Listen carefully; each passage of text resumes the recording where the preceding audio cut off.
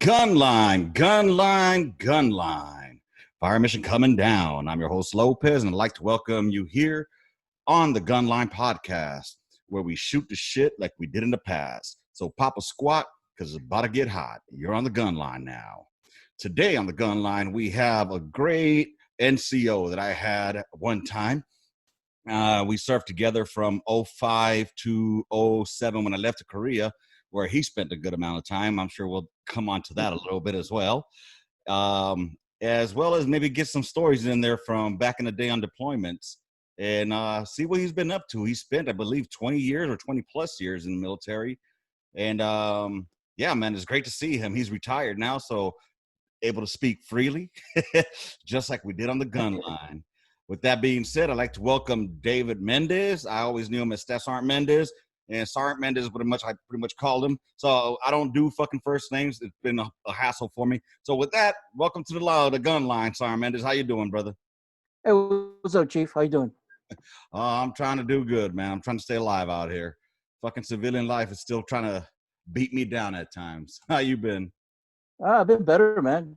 And actually, I've been worse. I'm better. Like you said, civilian life is fucked up, but we all kind of, adapt and overcome. How long you been up? I got out in 2015. About 5 years now. Okay. So about the same time I did. So yeah, we've been up about the same time. But how long did you end up doing? 20? Oh, 20 in a month. That's a long fucking time. How old were you when you joined? Fuck, dude. I was straight out of high school about 7 days after high school. So 17, I turned 18 right after graduation. Oh, so I was able to go to the Golden Dragon for my birthday. Orale, no shit. Hell right yeah. there on Fort Sill. Fucking A, dude. Yeah, man. So for those that don't know you, man, why you shooting the shit here with us, why don't you tell us a little bit about yourself, your background, and some deployment shit or anything you got on your mind? All right. Well, like you mentioned, 20 years in the military, all artillery. Joined 7 days after I graduated from high school. So it was June of '95. I've been stationed at Fort Polk for 4 years. I love that. No, not really. Yeah, fucking armpit of America. Yeah, it was. Mosquitoes the size of damn helicopters. Fuck After yeah. that, I went to Fort Benning. Yeah, Fort Benning. I was first 10th Field Artillery. Then I went to Camp Casey, Korea. Then after that, I went to Fort Sill. Got picked up for drill. Blew out my back. Spent 2 years as a training NCO. So I kind of saw some of y'all come through. And then I volunteered to stand up 4ID, 4BCT. Went on 3 deployments back to back. Shit. Blew out left foot, left hip, lower back. I didn't go to Afghanistan with y'all that last deployment, which was a pain in the ass because that was my last hurrah. So then after that, I got up. I've been a civilian since 2015. Holy shit. First.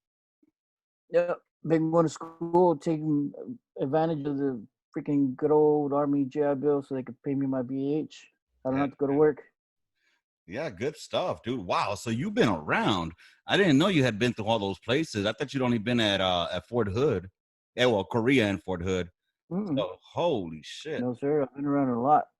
Moved around that. Up until we got to Fort Hood, I moved about every 2 to 3 years. Okay. Then once I got to Fort Hood, I mean, it was just constant deployments and we kept volunteering. Yeah. When we stood up for BCT 4ID, we came back and they asked us if we wanted to go to Carson to continue with 4BCT. Most of us said no. We'd rather go across the street and stand up 4th Brigade, 1st Cav, and so we kept standing up, units. going on deployments, and that kept resetting back my time, which Right. allowed me to stay there. Otherwise, I would have deployed. I mean, PCS somewhere else or whatever, and you know, Oh ended shit. up somewhere else. That must have taken its toll on you once you became a family man. Because I mean, having a fucking pick up and go every couple of years, and then did you do a 1 year or 3 year out in Korea? 1 year. 1 year. What Yeah, unit did one. you go Yeah, to? 1 year. Huh?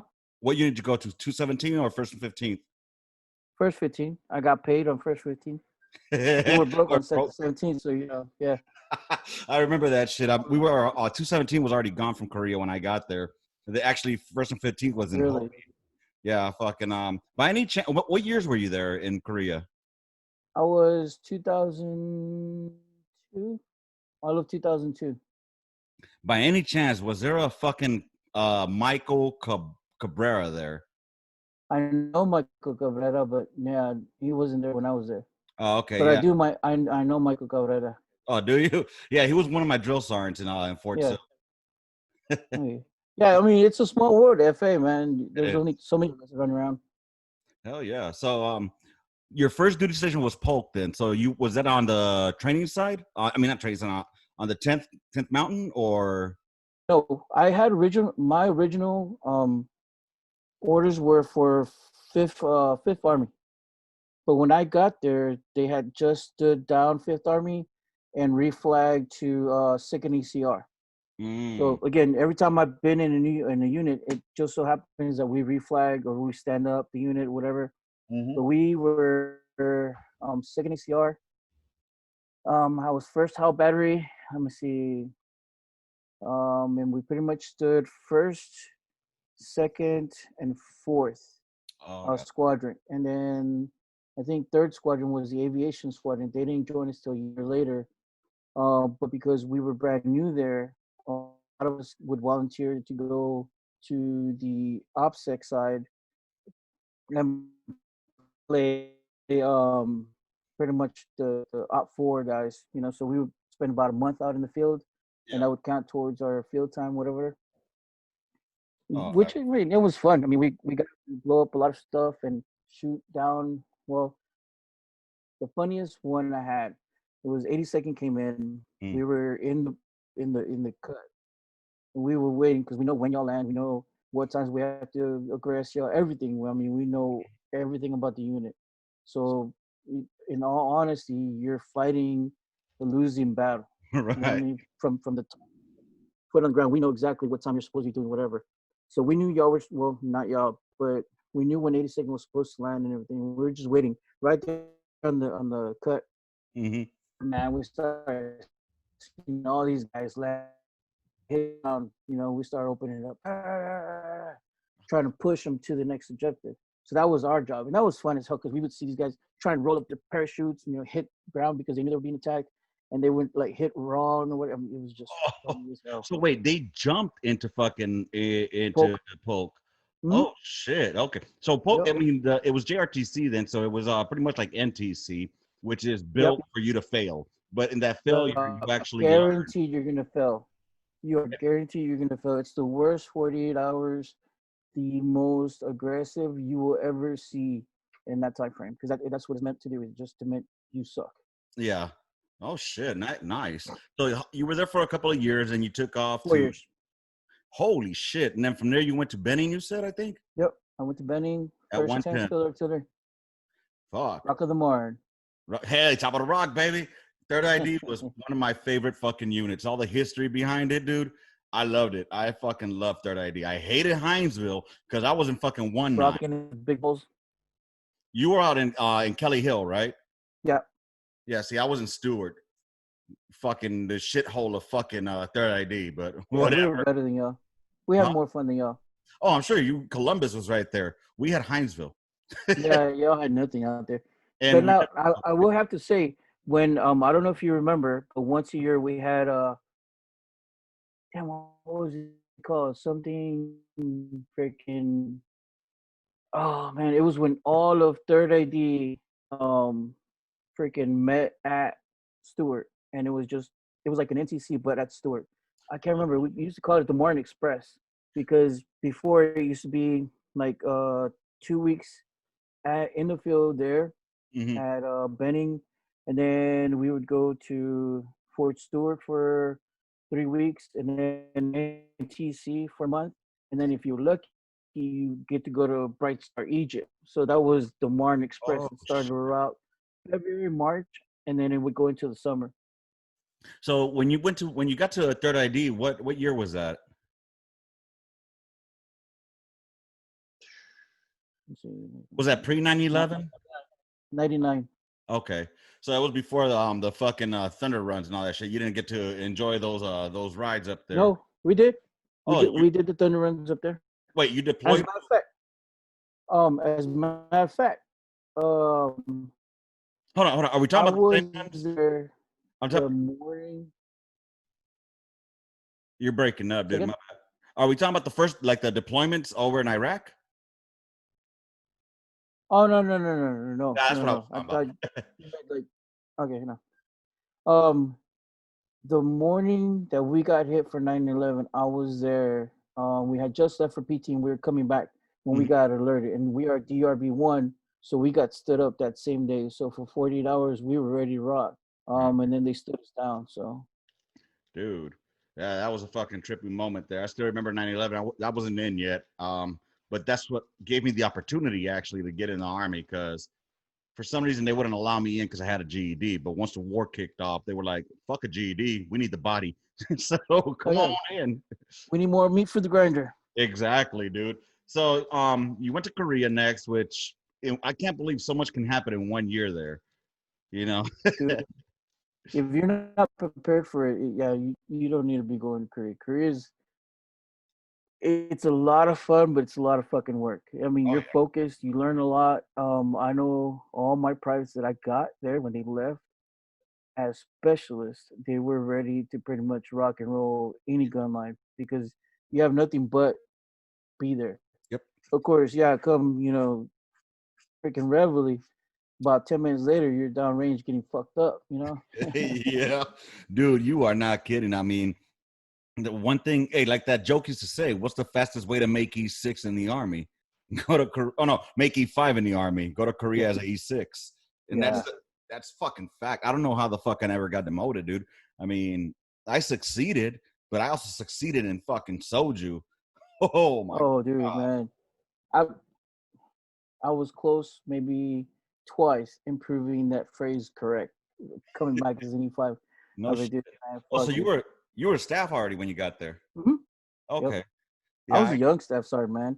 As soon really. as as soon as my window opened up, I was ready to rock and roll. Cause when I first came in, my NCO, he was one of those like, dude, you are going to do.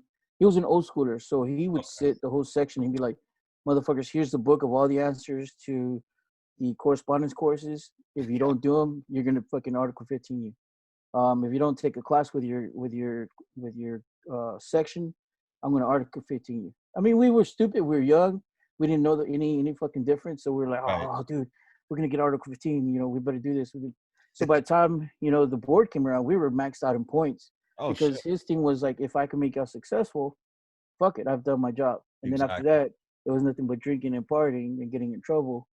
But Right. because he had been in for a long time, but he knew how to get by to get promoted ahead of everybody else. Right. You know what's funny you mentioned that because in Korea that's one of the hardest things is when you get pinned, when you make the NCO ranks or if you are an NCO, sometimes there's nowhere else but your own section that you have to hang out with. But there's a light switch that on the weekends, yeah, we'll bullshit fuck around, but there's a line as well. When you come back on fucking Monday, it's back to business as usual. We don't talk about that shit that happened down range. You know what I'm saying? We just Yeah. work. And then there was some of that I was able to do that out here when I was a section chief. I would bring my section along, would go to my house, barbecue, drink it up, have a good time because I'd rather them be in a safe environment. And yeah, if I acted stupid, we'd laugh about it or whatnot, or vice versa if any of the guys acted stupid, but it would stay within the section. You know what I'm saying? Nowadays, I was talking to one of my buddies, he's a smoke in a unit out here, and he told me, dude, like that shit is non-existent. Even with NCOs and NCOs going out to party, like they'll throw you under the bus too. Like, oh, you should have seen this guy got so fucked up and this and that. There's no more of that trust within each other. You know what I mean? Yeah. And I mean, it's just, and like you were saying in Korea, I mean, you were on the grind out there. One of the most embarrassing things that happened to me, and I say this all the time, was I got to Korea and my chief, Guayo, he was like, hey, go initialize the gun. And I told him, hey, chief, I don't know how to initialize. So he said, hey, PFC DOST, go show Specialist Lopez how to initialize. That was the last time that was going to happen to me, dude. I was never going to let that shit happen to me. It humbled me. It fucking humbled me, you know? And, Yeah. and he told me, look, Lopez, if you want to learn, I'll teach you. But at the same time, you know, if you don't want to learn, fuck it. I'm not going to waste my time on you either. You know what I mean? So he made me get hungrier than I already was. So as an E4, I was doing fucking counseling statements for the section so that I could be ready to make that 5. You know what I mean? Yeah. Yeah, dude. Korea was a great time. A lot of stories I don't remember. You know, I have a lot of stories, but I'm not going to hold myself, you know, to this. Because the I podcast got you. is out there for people to listen to. Mm-hmm. But no, I do remember, because when I came to Fort Hood, that was one of the things I carried through from when I was a private all the way to when I was an NCO and I had my own section and everything. And even when I was the senior chief, Mm-hmm. that I made time to take the section together with me. Even as a punishment, one of my punishment was like, oh, you want to fuck up? We all fuck up together. Yeah. So I would pile up the whole section in the car. We'd all go to a fucking chow hog. I mean, it was dangerous, yeah, to pile up everybody in one car, but I didn't give a fuck. We're in the military, you know what I mean? Yep. You know, we'd all go to chow, we'd all come back, we'd all stay there, and I'm like, fuck it, dude. And it's like, oh, well, chief, don't you have a wife? I'm like, dude, that's not, she knows that mission first always. Mm-hmm. You know what I mean? She understands that. So I was always late because I was like, cool, fuck it. I'm going to stay here till the mission gets done, Right. because I want you to see that I'm not just going to tell you to do something. We are going to do something. You know what I mean? But at the end of the day, Friday come around, like you said, hell, 18-year-old wants to party. I'm okay. You want to party? Come to my house. We'll party. I'm okay getting in trouble for my actions on my terms, rather than me being in the front of the fucking colonel or the sergeant major. Come Mondays, like, where the fuck was your soldier? Where were you at 2 o'clock? That was the thing I hated the fucking most. I was like, Sergeant Mendez, where the fuck were you at 3 o'clock in the morning that you didn't know where your soldier was fucking up? I was like, dude, I was knee deep in my fucking wife's pussy. I was fucking. At 2 o'clock, I was fucking. I wasn't damn thinking about my soldier. You know what I mean? It's like, oh no, you're wrong. You're fucked up NCO. I'm like, how the fuck am I fucked up NCO? Dude. I'm like, you know. So then I got in trouble for hanging out with all my soldiers. Go fucking fake. Okay, cool. Open it up to platoon. You know, it's. I mean, there was ways of getting about it, but at the same time, I understand why now.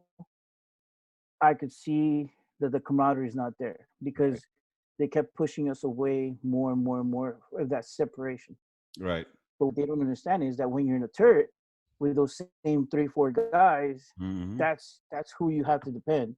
When you're downrange, and I'm pretty sure you remember when we would go downrange to the IZ and back or whatever, Right. that Humvee is your lifeline. Those 3-4 guys are the guys who's gonna have your back. And if you can't trust them, you don't know them intimately, then when he's afraid, you can't pick him up. When he's sad, you can't, you know, like give like, dog, I got you. Right. You know, without being kind of, oh, you know, I'm your NCO, you have to fucking, dude, false motivation is not motivation. Right. It's not. You know what I mean? Well, with that said too, I mean, I'm glad you brought that up.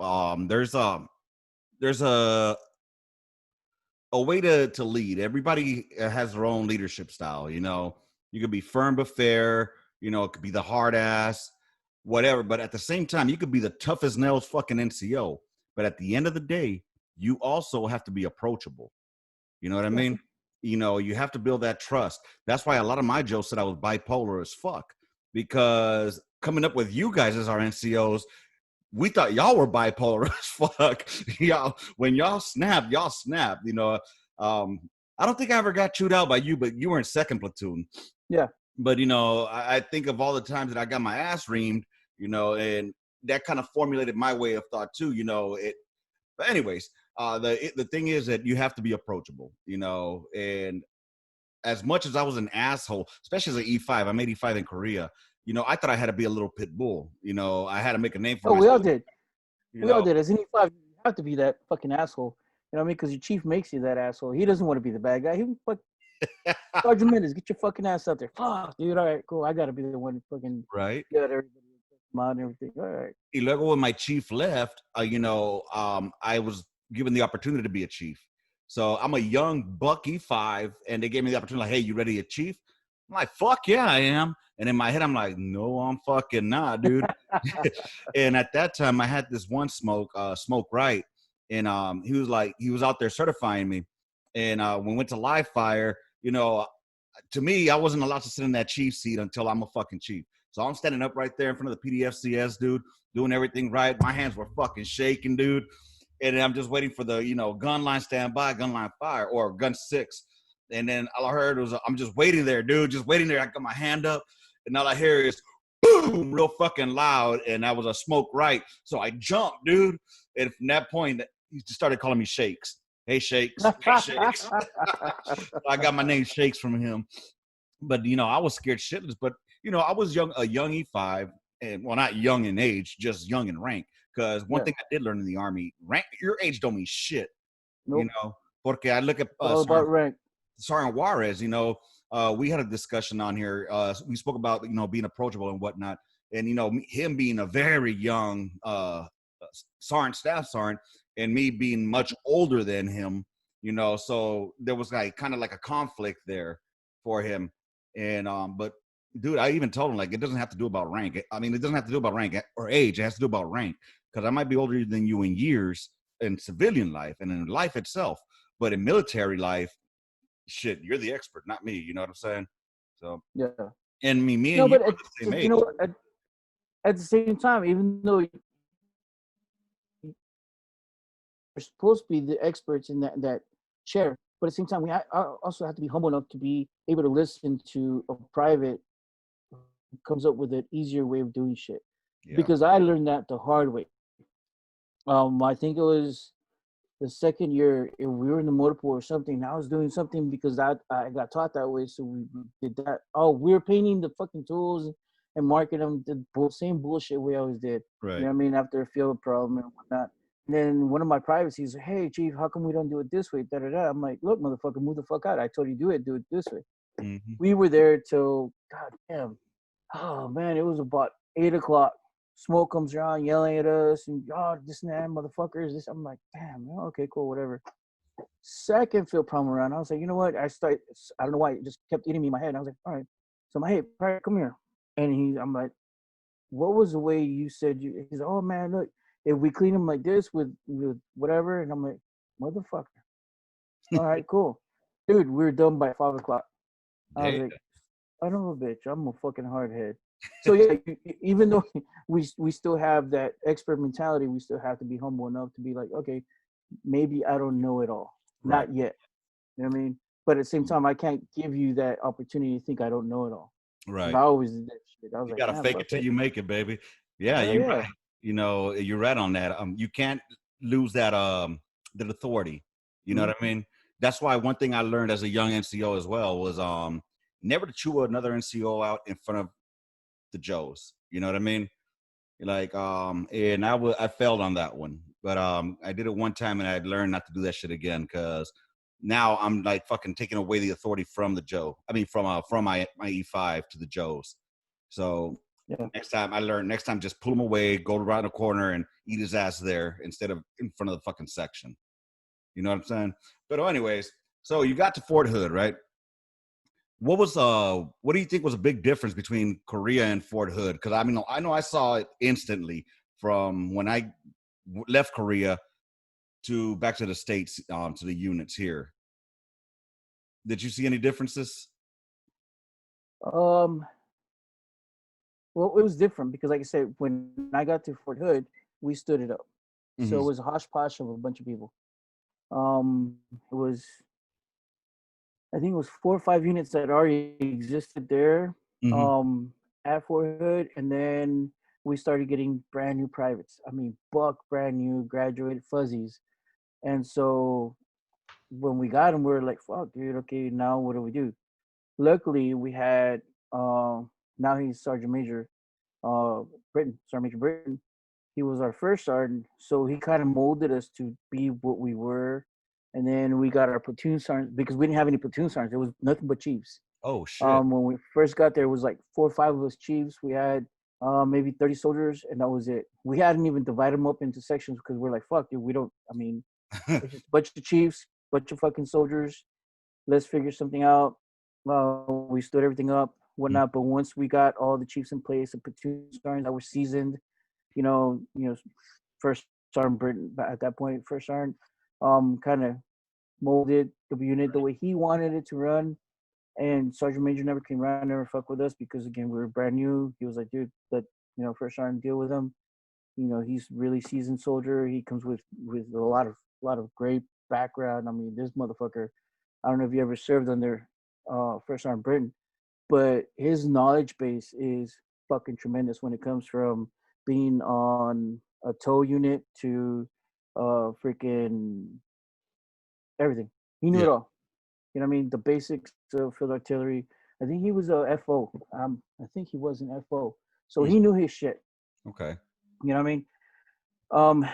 So about a year went by, and by that time, because again we were standing up, Right. everybody was pushing to be where they needed to be because we knew our mission.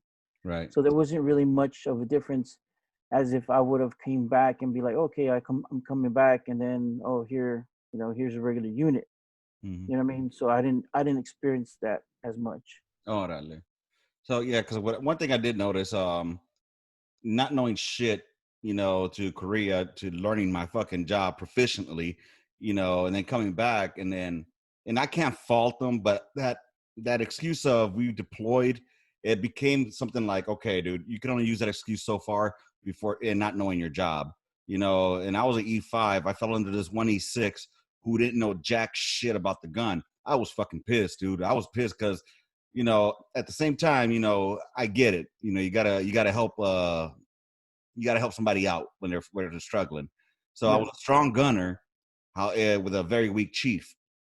But eventually he ended up getting booted out. And I told my Smoke, I was like, Smoke, I want my own fucking section. I know I can do this shit. I can run circles around these fucking chiefs here. There was another chief though, and I ended up going to a good platoon with Smoke Simon and little motherfucker. He looked just like fucking dude. I swear to God, he looked just like fucking who's talking about Willis? He looked just like him. yeah, But yeah, dude, that's one thing I had to notice. But yeah, I got the privilege, I'll say, to serve under First Sergeant Britain. He was my first sergeant because I was one of those new booties that came in. yeah, I got to the unit in March of '05, and then that's when we left in December. yeah, And yeah, you guys had Smoke Watley. That yeah. man, he was a beast, bro. Dude, you know what? I hated that son of a bitch so fucking much. I hated him. Me and the dream team. Me, Martinez, fucking my Griff. brother from another. Yeah, Griff and Campos. Fucking Campos, man. Fucking Campos. But it was all Campos was our youngest chief. Never been on a fucking heavy. He had always been fucking light. Yeah. So when he came on board, man, we had to teach him, but he picked up quick.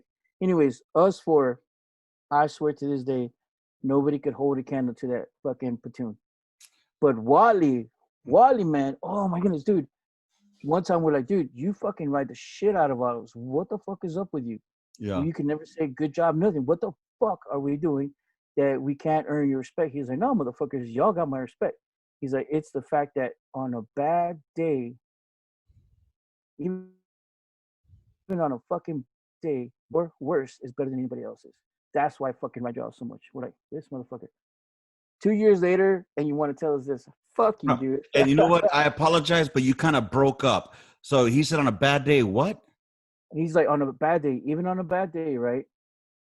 Your worst is better than anybody else's. Oh shit. And we're like, fuck you, dude. After 2 years, you just now telling us that. But again, he came from the drill sergeant house too, Yeah. so his standards were fucking immaculate. Yeah. Um, He but did yeah, have He seemed like he still had that drill mentality. He And did. He did. Even up until the day he left, he still was very drill like. You know. well, shit. I mean, I'll tell you what. One person that never left the goddamn drill pad was goddamn Shivari.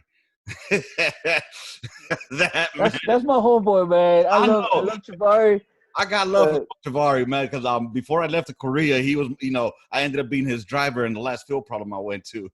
He ended up Yeah, being cool as fuck, but I knew him from back in First and 19th. He was a drill sergeant in First and 19th. I knew him from back then, before he even hit the gun line. So I knew what kind of person he was. Yeah, he's that my homeboy. I love him to death. But I was like, man, that motherfucker. that dude was. I'm telling you, he never took that round brown off, bro. I swear to God. When we went out in the Yeah, field, though, he was funny as shit. I remember he fucked his foot up, so he was walking around with a tennis shoe on the field and a boot. that's combat boot. Yeah, but he had a Reebok or some black Reebok, and he was like, "Lopez, look at my shoe. Look at my shoe." I'm like, what the fuck is? After a while, he just made me laugh, dude. But some people just never leave that line, bro. I mean, when it comes straight off, that was Smoke Simon too. He came straight from the drill, so he came with that fucking attitude of motherfucker. You better be on point. But dude, were you ever light? Yes, when I was at Fort Polk, I Yeah. was 198. Oh, well, that's not even. So I learned 198. So my artillery knowledge was like I knew the basics. I knew the mechanisms of why artillery worked. Mm-hmm. So when I went heavy at first to 10th, I went in there with this fucking whole mentality that I knew artillery. Right. Lo and behold, I was humbled quickly because when I got there, it was a 109 fuck, alpha Do you still have the 3. fives or the really Alpha 3? No, I got trained on the Alpha 3 in basic. So it would have been the 5 because when I came back to Fort Hood, originally we had the Alpha 6. Okay. Then we got the Paladin. We traded in for the Paladin. Yeah. Yeah. So, Well, the Alpha 6 is the Paladin, right? yeah. Okay. Right? Yeah, Alpha And 6. it's been a while, dude. Trust me, I feel you. I It's, I'm like, which one did you enjoy most? Being on Toad or mechanized? toe. Yeah, I love Toad, dude. I was Because even then, no, you should have been there when we trained with 777s. You weren't with us when we trained 777s? nah, bro. I was there with the fucking I was there with the Alpha 6 the whole time. Tank was my chief, and then we deployed, and then I went under Juarez when we were doing the missions out there in Baghdad, and then I came back and I left to Korea in '07, and then from there I went to 19 in Stewart, and then ended in 277 in Carson, Okay. and over there So, they were 119er, and so it then must have been after you left because we went Paladin from Paladin to 777s for one of our missions. I can't remember which one it was, but I remember. Yeah, Juarez was out there. Juarez was out there. Campos was out there. I was out there. Griff was out there. I think one more chief. I can't remember who, but because we all had light training, we yeah. went out there to do SOPs for 777s, Oh shit. and it was fun as shit because we went to New York for that, and that was interesting. Where to fucking to drum? No, no, it was a little National Guard base. Oh no shit. Yeah, so it was just us out there and a Oh van. man, And y'all must have gone wild. it was interesting. It was a good month out there in New York. It was a mini Korea. That's what's up, man. Dude, yeah, like I said, I had that privilege of fucking being under First Sergeant Brinton. He really fucking, I think, set the standards for me of what Yeah. a fucking top tier NCO is supposed to be. And I never had any conversations with him, you know, and it just made that impact on me. You know what I'm saying? I mean, it's not like we sat down and shot the shit or anything like that. It's just that the way we were brought up was if you ever see First Sergeant, it's either good news. Oh, like, oh no, it's mostly going to be bad news though. You know what I'm saying? Something bad happened. So the only time I really had a face to face with him was when I first got to Fort Hood, and then when I got my Article 15 in Baghdad. Oh, it was the same like that. Honestly, for me, for sergeant majors, Okay. the only sergeant major I honestly have to say though that I love to death, and he was a mentor. Hmm. Um, and I say that honestly, he was a mentor because when I became a sergeant, he was there for when for my promotion board, and then he left our unit and he became uh, the commandant for the PLDC. Back then it was PLDC, Right. for the PLDC unit when not. And so he knew me, and I got to know him a lot closer, Hmm. and he really shared something with me, All and right. it really it drew me into what an NCO was. And his name was Command Sergeant Major Gainey. And he became, I think, man, they made a special position because he moved in up above, like, I don't know, he was there for it for a while, but then they moved him up. Anyways, he always had this story about he had a metal bearing in his pocket, and if we ever caught him without that metal bearing, he would do push-ups for us. Oh shit. Smart ass motherfucking specialist Mendez, of course, always wanted to catch Sergeant Major Gainey without his bearing, because and the story was that one day he had lost his composure with a Oh, specialist, so he lost his military bearing, and so a reminder for him to never lose his bearing, he carried that with him. Well, órale. anyways, and this was back when they went to Bosnia Herzegovina, so this was right before I got to Fort Polk. Anyway, so I got to know him and everything. And during PODC, it was my last, yeah, it was the land nav course. It was the last fucking point that I needed to find, and they started blowing the whistles because one of the NCOs got lost or something. I don't know what it was. Yeah. Well, anyways, I had eyes on the soldier, and I ended up saying "fuck it," and I helped that soldier to the main road, Okay. because there was two main roads in between the PLDC points, whatever, so we could find our points. And if we got lost or something happened, we had to make it to the road. Right. So we were safe in that perspective. Okay. Well, anyways, I took him to the road and I ended up busting my time. Órale. By rules and regulation, I busted my time. I didn't meet my last point because you had to get 4 out of 4 points. Right. I failed out of fucking PLDC. Okay. Well, when I filled out a PLDC, of course, Sergeant Major Gainey called me into his office and he's like, "Hey, dude, why the fuck you fail? I know you know better than this. We teach you better before you even come to Hmm. PLDC." And I was like, "Well, da da da da da." A couple of the cadres vouched for me and everything. And he's like, "Okay, well, by regulation, I got to kick you out. Don't worry. 2 weeks from now, you'll be back." I'm like, "Well, our major, I also have this thing that my daughter was born a day before I came out here. As a matter of fact, I was in the field when my daughter was born. I got notified that Monday morning. I got sent home. I got 2 days, to go see her, and then I came back and I was here. So Right. if I could, he's like, dude, take your week of leave. I'll call your commander, your new sergeant major. Don't worry about it. But you will be back here in 2 weeks, and you're gonna fucking pass. If you Right. don't, then you will never fucking see PODC ever again in your life. I Damn. was like, fuck, dude. Again, No these are all old pressure. schoolers. Yeah, old schoolers were, when we were coming up, old schoolers would fucking threaten you with life and death. Right. Everything was life and death. Article 15, life and death. You know what I mean? So when I went back and everything, I graduated. I had my wife with me, and we were at the dinner. And he comes up and he starts playing with my fucking food on my dinner table. He's like, "Oh, you weren't gonna eat that anyways." He's like, "You don't need to eat that because you need to make sure you meet Tate when you get back to your unit." I was like, "This motherfucker." And so he starts talking to me. He's like, "You know what? I have something special for you." I'm like, "Okay." So when he went up there, he's like, "Hey, dude, I want to ask Sergeant, because he called us all sergeants. Right. Sergeant Mendez up here because I want to recognize him. A couple of weeks ago, he came through here. He didn't meet the quota, but he didn't let that stop him." And then he told this big story. I was like, "Man, this motherfucker is making it out to be more than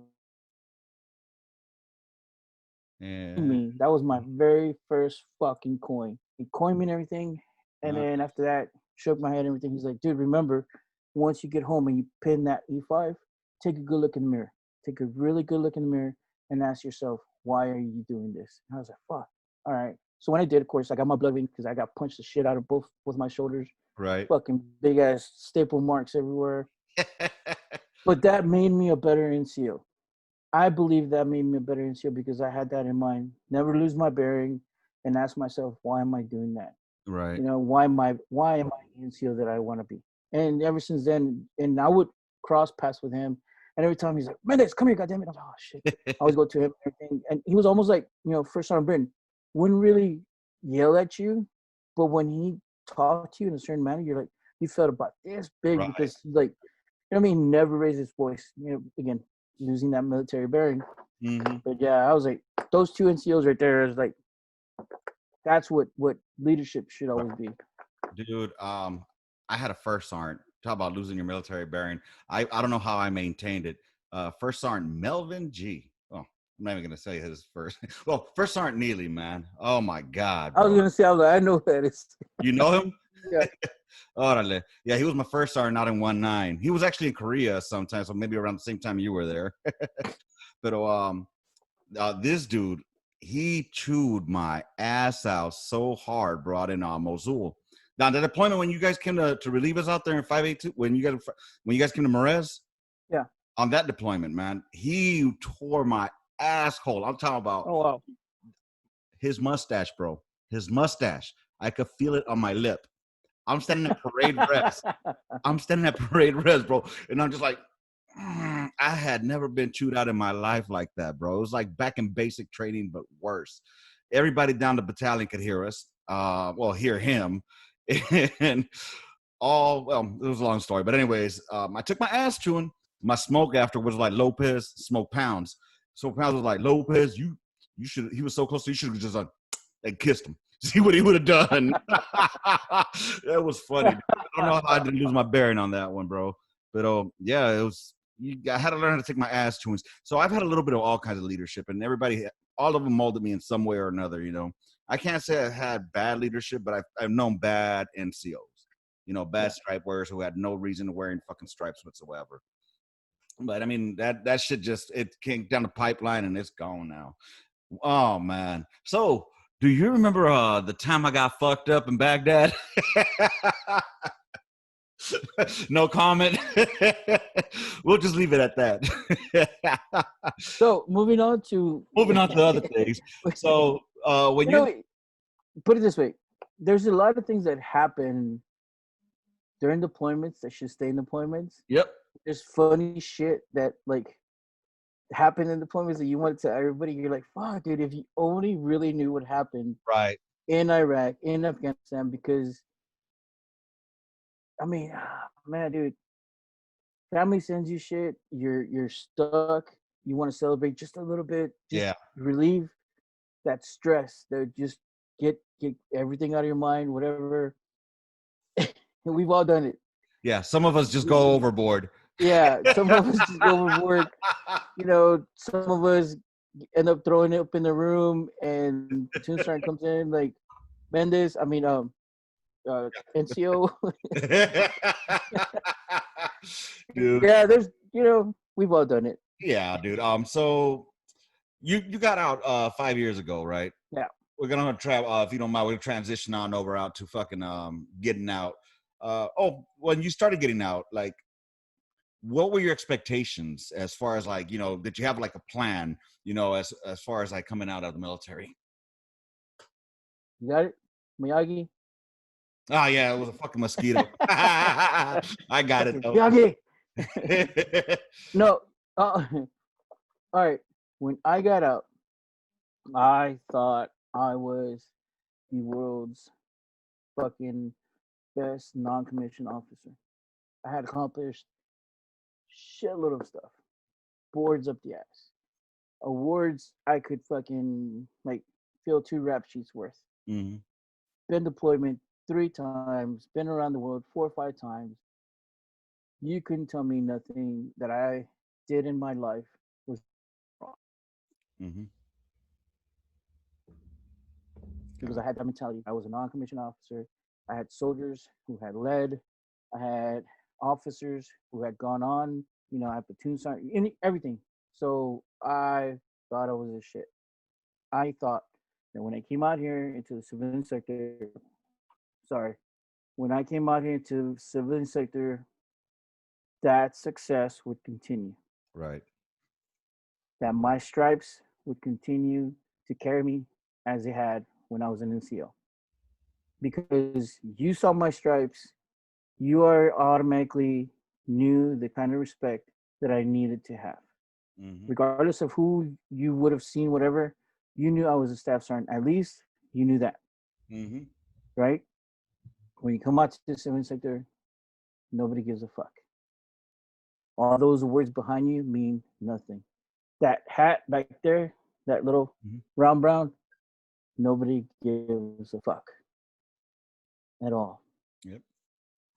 I, dude, I spent maybe 6 months going through ACAP, trying to get finances ready. I had 6 months worth saved up in the piggy bank Okay. because I was like, dude, I've been in the army 20 years. I should be able to get a house, yada yada, this and that. Cool. I got out. I didn't have a house. I was homeless, living from with family for about 6 months. My family moved to San Antonio because my in-laws said, "Dude, we'll help you out." Yeah. One of my buddies, he's like, "Dude, I know a great program here in San Antonio. Here's a program name for it. It was the homeless vet center here. I think it's off of Fredericksburg, and I can't remember the other street, but it's out there. Okay. As a matter of fact, I think you and I had a conversation. You were trying to help me get a job with you. Right. Yeah. So 6 months homeless, dude. Wow. I had a family, 3 kids, Right. dog, um, and I was like, dude, what the fuck am I gonna do?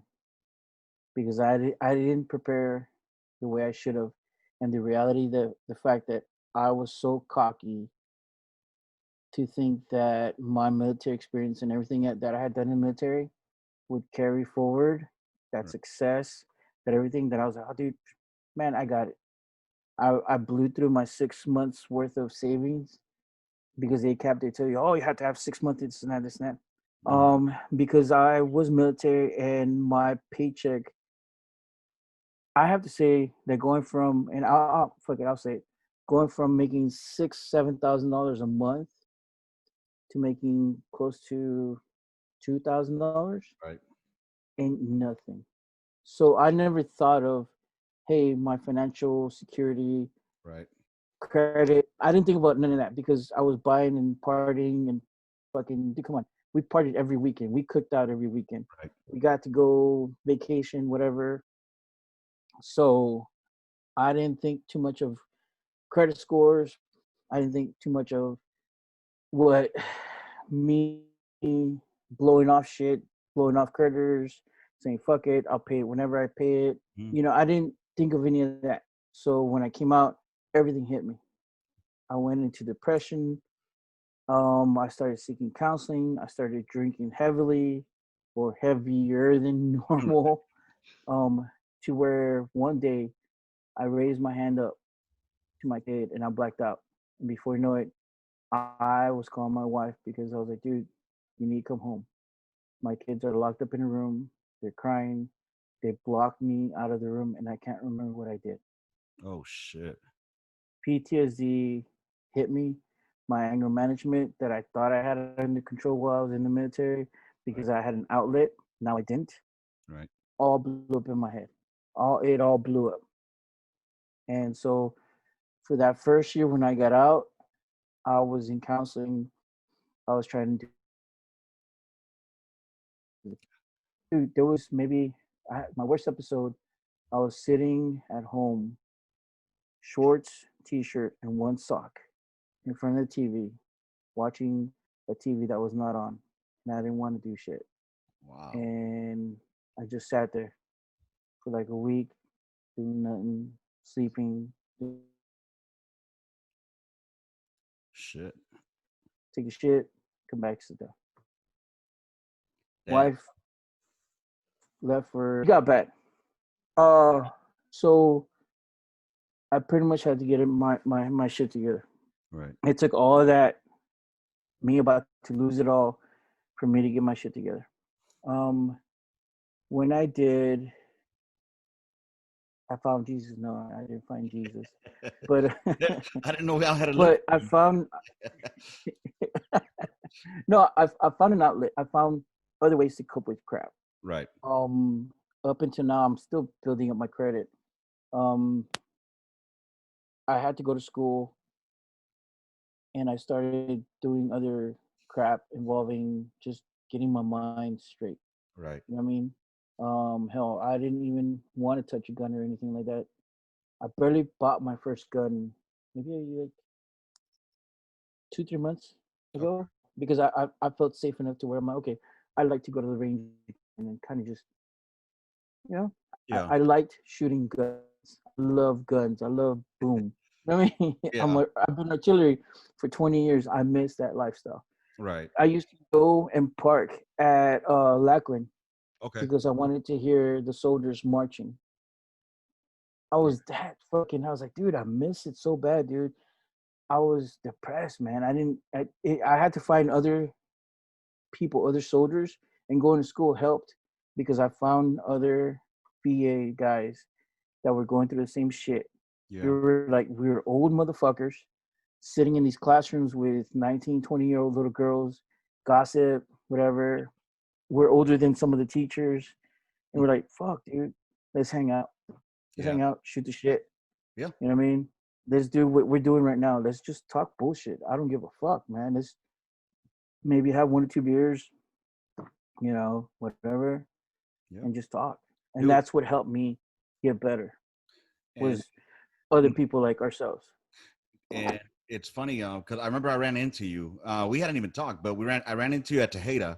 That's when I saw you, and I was like, "Oh shit, Mendez!" And that's when I saw you. I didn't recognize you because of the beard. I had to like look twice. And dude, Yeah, it's funny because I hadn't seen you in years, since 2012, yeah, or what, 12, or when did y'all show? No, 2011, 2010, when y'all showed up in Mosul.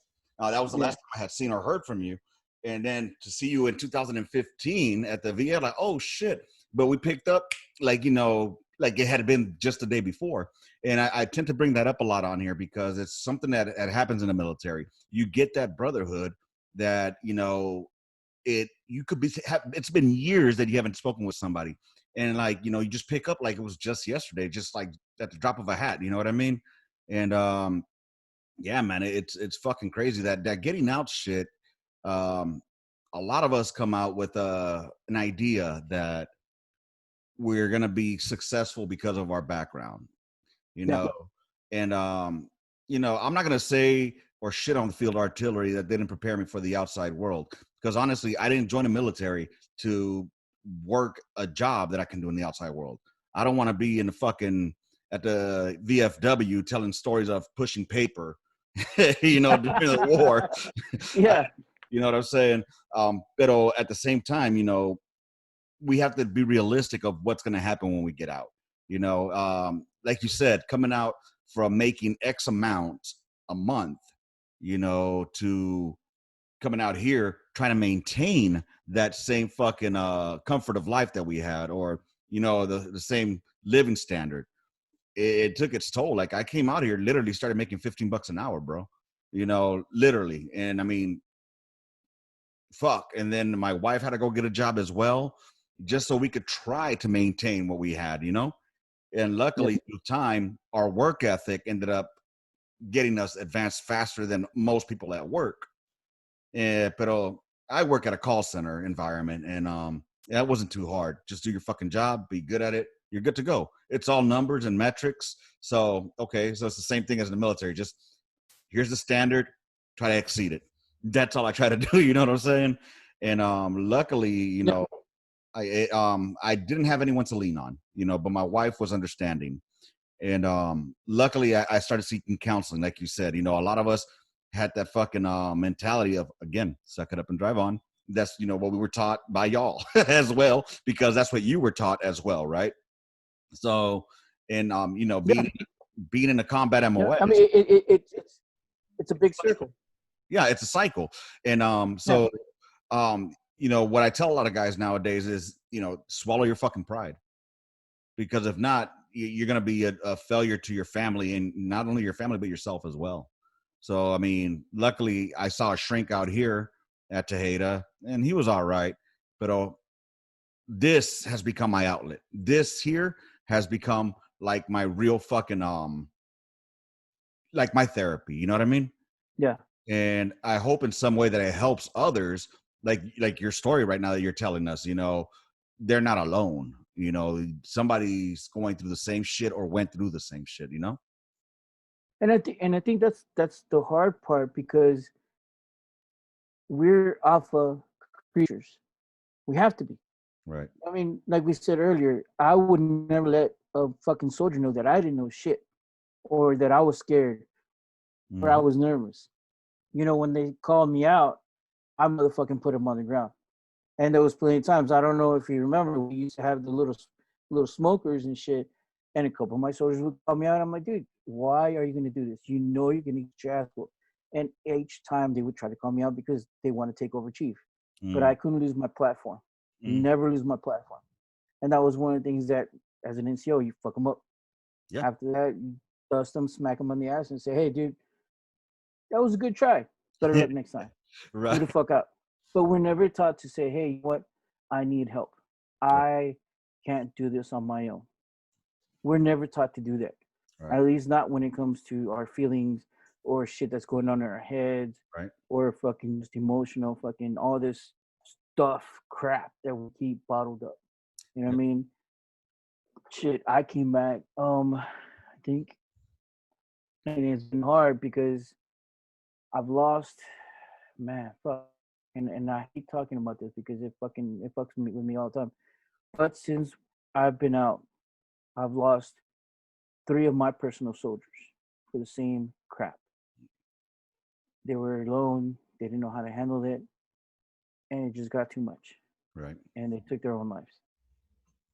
That fucked me up as well because I was like, dude, I failed them now as an NCO, but I got to remember I'm not their NCO anymore. Right. I'm a civilian with my own fucked up problems, but at the same time, I've learned to kind of not cope because we're not coping, Mm-hmm. but learn to kind of seek out that needed help in order for me to be able to make it to the next day.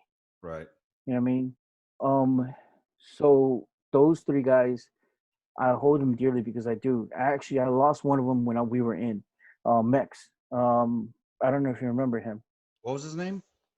Oh, we used to call him Super Mex. Fuck, man. Can't remember his name now. His real name. Mm. Um. Anyways, I'll Fucking remember it here in a little bit. yeah. It's because that one I took the hardest because I got called the night he passed away. I got called. It was, I think, 4 o'clock in the morning, and it was Battalion CQ Oh. or staff duty, and they were like, "Dude, you're his point of contact if something happens," and they just found him in Austin dead. Damn. And I was like, "Fuck, dude," and that fucked me up. And I called all my guys that I knew that knew him because we were all trying to reach his mom. Órale. And it was one of those things like, my fuck, dude. And that alone fucked me for a good like maybe 2 years. Right. So when I got out, I lost another one, and then the third one. I was like, fuck, dude, what Yep. the fuck did I do wrong? But it all goes back to when we came back from these deployments. We didn't know how to handle shit. Most of us, that was our first. We That's did stupid shit that we weren't trained to do. We were field artillery guys doing infantry shit. right. You know what I mean? Fucking doing secure PD bullshit, securing high priority targets in and out of Baghdad. We're doing all this other bullshit that we weren't originally trained to do, Right. but we had to overcome that. You Yep. know what I mean? Anyways, but yeah, I think my biggest outlet, honestly, has been doing films, being on film sets, because it's a lot like military. A lot of us you have a set job, you do your set job because you, again, like I'm most of us sorry, are brother. You keep military, cutting out, man, so for it's like, some reason. I think I okay, have shitty internet. we have that same joke. Oh, my bad. Yeah, you cut out. If you could start over again, where you have your set jobs, you keep cutting out. I think Oh one of yeah. us is fucked up. Okay. Well, on film set, right? Most of us are VA or veterans, and we have our set jobs or whatnot. So it helps because again, it's like being back in the military. You know that gunner is a gunner. That Right. everybody has that skill set and job you have to do, and being around a bunch of other veteran Right. with that same fucked up joke mentality that nothing's really sacred. You know what I Right. mean? It kind of helps a lot because most civilians can't take our joke. I don't know why they can't take our humor. Right. It's awkward because you stand there, you're like, okay, I'm gonna get in trouble for that one. Or you get like the dirty bird, like the dirty eye, like, did you just say that? Dude, at work, when we were still working at the office before I started working at home, somebody had sneezed or coughed up or something like that. So, my stupid ass, oh shit, somebody got the COVID. That's the COVID. But I didn't say it all like that. I said it more like, oh, COVID, somebody got COVID. And then the manager turns around and was like, don't joke about that. It's not funny. I'm like, in my head, I'm thinking like, that shit's fucking hilarious to me, Oh dude. yeah. Hey, I think the funniest thing is in the military, and I was EO, so this is funny as shit because we, we we always fucked around about race. Oh, yeah. Even when we were teaching the class, we're like, dude, fuck this, fuck Mexicans, fuck black people. Everything was fuck everybody. Yep. It You know was what I all mean? jokes too. All we It did was, was joke about race. yeah, everything was funny. But then you come out here and you tell a racist joke, and they're like, oh, did you just say that? Oh my gosh, you're fucking going to hell. I'm like, dude, that was funny. That was a funny joke. My guys would have laughed at it. That was a funny one. Dude, all we did on the midweek memo with me and Kowalczyk was just talk shit about race and racism, because that's on the gun line. Really, what did we all do? It was a very diverse group. You got Yeah, whites, you got blacks, you got fucking China or Korean, Chinese, you got every fucking race, so all we're going to do is just poke fun at each other's stereotypes. You know what I'm saying? yeah. And so that's just how we fucking do it. And oh my God, man. God forbid out here you call somebody black. It's African American. Bitch, what if she's Jamaican? You're black. Black. Exactly. You black. God damn it. God, dude, don't get me started on that shit. I will rant. But fucking, yeah, like, it's a trip. Like right now, I know on one of my last units in 1-9, we had Sergeant Brim, who's black. Then it was me Yeah. and Flores, and then he was Mexican, and then we had a white boy named Christopher, and then we had fucking our FTC chief, Sergeant Tedder, Korean. Dude, we were a diverse fucking group. One time while we were walking in NTC, I formed us in a line, and it said spick, spick, spick, chink, nigga, nigga. Because it was two FTC Sergeant fucking Brown was there. So it was like me, then fucking Flores, and then Tedder, and then fucking Brim and Brown. So I said spick, spick, chink, nigga, nigga. We're a sprinkler, and it was funny. Everybody fucking laughed at it, dude. You know what I'm saying? But God forbid I do that out here now.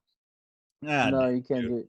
It was Hell, like my favorite one was like, you can take a dick, but you can't take a joke. Fucking faggot. And you tell somebody that, and they're like, just call him a faggot? Yeah. Field artillery guy in training. it's a fact, bro. Fag, you know? I never heard of And he's that. like, what? You can't say that. You can't tell artillery guy that. I'm like, dude, fuck. Private. Dude. Shut the fuck Oh, up, private. yeah, dude, that's like fucking being a dick. Stop being a dick. You're being a dick. Dedicated individual committed to kill. That's right. Dedicated individual capable of killing, baby. Yeah.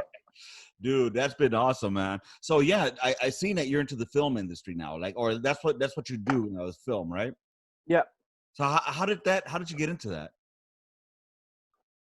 I sat next to an Army, no, Air Force retired guy, and we were fucking around in class, talking about stupid shit. Yeah. We're like, and again, I took film for for for. It's easy. You're gonna pass. Point a camera, hit record. You're gonna pass. Okay. You got me. I think I cut up. Yeah, you cut out some. He told you something in between. Point the camera. You're gonna pass. Yeah, I mean, it was easy. So a lot of us kind of migrated to that. So we were in class, we were fucking around, and we're like, dude, let's fucking make a movie.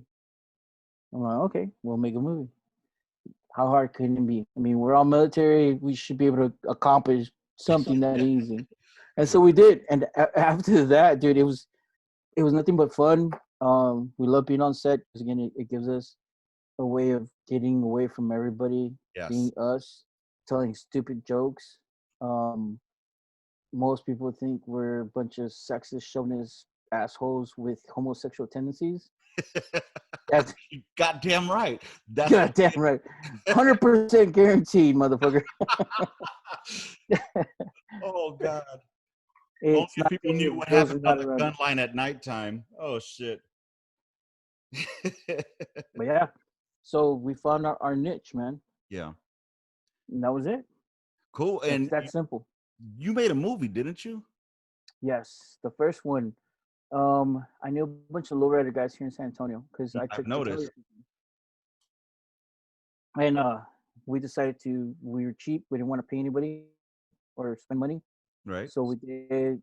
Again, we loved horror movies. We love old cheesy horror shit. Yep. We decided to make Lowriders versus Zombies from Space. It was about weed, getting high, getting infected, and becoming zombies, and a bunch of lowriders fucking.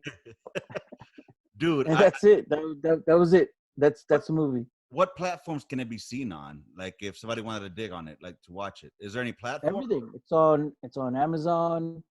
It's on Tubi, Okay. Roku, iTunes. You can buy the DVD. Most retailers online. Okay. I So don't think people have we've DVDs been. anymore, but the streaming's definitely. I'm gonna have to hit that up because I've been wanting to watch it. I just don't know. I'm not technologically savvy. I was a gun line bunny. I was a gun bunny, not a fucking FTC chief. So 13 Bravo. You cannot get, dude. When you say 13 Bravo, it yeah, get a hammer, baby. That's civilians all call I it Barney style. know. Yeah, yeah. Civilians call it Barney style. No, no, dude. 13 Bravo. It. If you can't hit it and make it work, I don't. I I don't don't know know. what to do. My wife Yeah. tells me, babe, I, this is broken. I try fiddling with it. I shake it. I kick it. Worst comes to worst, I and then get it goes a hammer flying and across the room. it goes. Hey, it's working now. Shit, it's Yeah. either working or it's I've been through 3 computers that way. I was like, fuck it. Chuck them across. I've been through like 4 printers. I start hitting the shit out. I'm like, fuck. Like Shrek. Hell yeah, dude. What do you miss most about I mean, what's fucked up? I mean, your whole life was your adult life was all in the military up until now. 'Cause, I mean, shit, you didn't have a civilian job in between, did you? Like, Well, I mean, as a kid, high we have school, stupid ass jobs. right? You know what I mean? Not me. I'm talking about like as a civilian, as far as like when you were like in high school, you probably had like you went straight to the military. So Well, no, I worked at McDonald's. I okay, mean, so yeah, everybody works at McDonald's. it wasn't a career per se, like a No, job. Okay, so wait a minute. We skipped a lot of shit real quick because how the fuck did you become a 13 Bravo? How did you end up in the army? easy.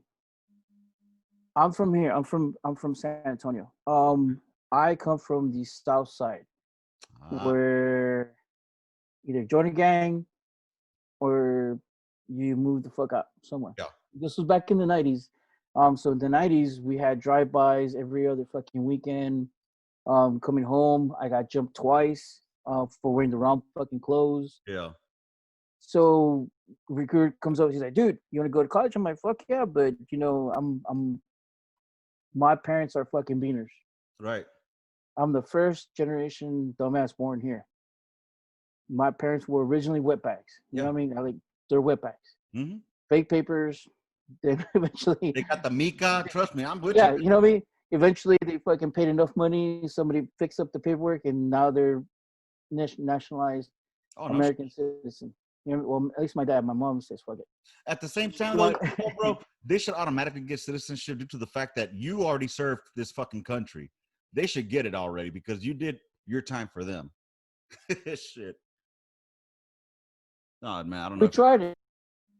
Hmm? No, we tried it. We tried it, but they denied it. Okay. Anyways, Yeah. so recruiter comes up to me. He's like, "Dude, I'll guarantee you, you come in 4 years basic, dude. Anywhere you want to fucking go, college is free. Got him, coach. Got him. Little Dave is like, fuck yeah, dude. Anywhere? He's like, dude, you could go to Harvard for free. You could go to fucking Florida State where all the fucking girls are half naked and you get ass up the motherfucker every day if you wanted to for free. We're Damn. paying you to go. I was like, oh shit, ass and money? Oh no, fuck it. Dude, I forged my mom's signature because I was still 16 and you couldn't join the army till you're 17. Right. Forged your consent. I shipped off. Like I said, I graduated in September. Like 2 weeks later, I was a holdover because I had to be 18 before I shipped off. So turned 18, done. And the only reason I became 13 Bravo was because, and I didn't know this because until I became a recruiter, that they front load all the priority MOSs. Priority MOS when I joined in was a 13 Bravo. They offered a $7,000 bonus. I still remember $7,000 bonus. But if I would have kept going, because they offered me, I think my ASVAB was high as shit. I could have gone to like fucking paper pusher job or some glorious something like that. Yeah. And I was like, fuck it, all right. 13 Bravo sounds fun. And they showed me old school video with the tank coming through, fucking mud everywhere, fucking bam, and then blue, blue, blue, blue, blue. And I was like, dude, that, yeah, I want to do that. I want to blow up shit. Yeah. And then after that, every time it so happened that every time I was up for re-enlistment, I was up for promotion. And they were like, okay, Sergeant Mendez, you have high enough scores. The first one, they're like, you can go because I wanted to do AFN radio or AFN television. They're like, you could be AFN, go into communications. So I had this already planned out even before, whatever. Right. But you won't get promoted. Ooh. Or you could stay 13 Bravo and next month you'll be in E5. Because you meet the cutoff, baby. and you get station choice, and you get another $5,000 bonus. That's the rule. I was like, I just got married, had a little kid. I was like, yeah, I'll take my pay grade and I'll take the bonus. Yeah. They kept doing that to me. Even for my in-depth, I was in Iraq. I had gotten a job offering to work for one of the civilian contractors. 90,000 up front, yada yada. But I had to stay there, or have to go back. Once I came back, get out, go back over there. Well, the Army's like, well, we can max you out with bonus, tax free. Yeah, that's right. Plus, because you go in depth, we'll give you station of choice. This last time, we'll give you one more time station of choice. I was like, tax free, maxed out, bonus, how much? And they're like, da-da-da-da. I'm like, oh, that's almost triple digits right there. Oh, fuck yeah. I'll take it. Yeah, dude, yeah. That's fucking. But I mean, shit. You pretty much. Ask me where all that money's at. Oh man, where is it? I fucking shit and drank it all. Yeah, I mean, again, do. That's the problem with being military. I think everything is easy. It comes to us so fucking easy. Like I said, first 15 guaranteed pay. Yep. I think we got furloughed once in my 20 years. Damn. Once, and we got paid like 2 days late. Damn, dude. I think that Korea thing. First and 15th, you're fucking paid. Second and 17th, you're broke. That's fucking true right there. Especially in the military as a private, and that's fucking facts. And then you still had the fucking star card. Star card saved my ass from starving many a times. So, and then when I got out though, oh shit, to pay that shit off. Oh fucking hey. Yeah, there's a lot of things that are great about the military, but we can't blame them for everything because a lot of it we should have fucking done it on our own. But we had these expectations, of what civilian life is going to be like. Like, oh yeah, the world's going to love us. To what they don't give two fucks, bro. DD-214. Oh, okay, that's great. How can you fucking help us here? You know what I mean? And either I was service, handshake. That's it. yeah, either I was overqualified or I was going to be spending my time looking for a fucking job that paid me what I think I was worth. Or I take this $15 hour job right now and try to climb up the ladder once again. And that's what I did, dude. Luckily my interviewer saw the potential, and they don't know what fucking DD-214 is. They don't know what a fucking, council statement, not counting, but COERs are. You know what I mean? So they did at USAA when I interviewed there. I interviewed at USAA. They had a program called Combat to Claims, but they were taking too long, bro. And I needed a job time now. So I took that $15 job and I rolled with it. And, I'm making a lot better money now, especially as being bilingual. It's a must here in Texas. Because for some reason, y'all Texicans, y'all don't speak fucking Spanish, right, bro? No, we speak Texan, man. We mucho. Pocho as fuck, bro. Hell yeah, man. Oh, man. Dude, it's been great having you on here. I think we've gone quite some time. And I want to have you back on again, though. So we got to leave them wanting more. You know what I'm saying? So are you working on any other projects now? Yes, we're working. I just finished a lucha libre film. Okay. So I'm in post production on that. But there's a new company I'm working with. They wanted to do 12 movies in 1 year. So for the next year, every month we're going to try to film one complete feature film. That's 90 minutes worth of actual film. Wow. So that's going to be a challenge. So there's a lot of behind the scenes and all that good stuff. I'm sure editing takes its fucking time and a half. Hey, if you need any fucking extras that'll work for free, you got me right here, Chief. I'll help you out whatever you can, in any way you can. That's bet. Hell yeah. You on your ass then. Huh? You better not damn back out. Why would I back out, brother? Hey, that's one thing I don't do, man. Unless there's something really severe that comes on that date, I'm there, Chief. I'm there. I work Monday through Friday, so I'm off Saturday and Sunday. Well, yeah, Saturdays and Sundays. Kids are old enough to take care of themselves. Shit, dude, it's been great, man. Any shout outs you want to give before we roll this up? No. I hate everybody. Any advice you would give anyone that might be listening to this?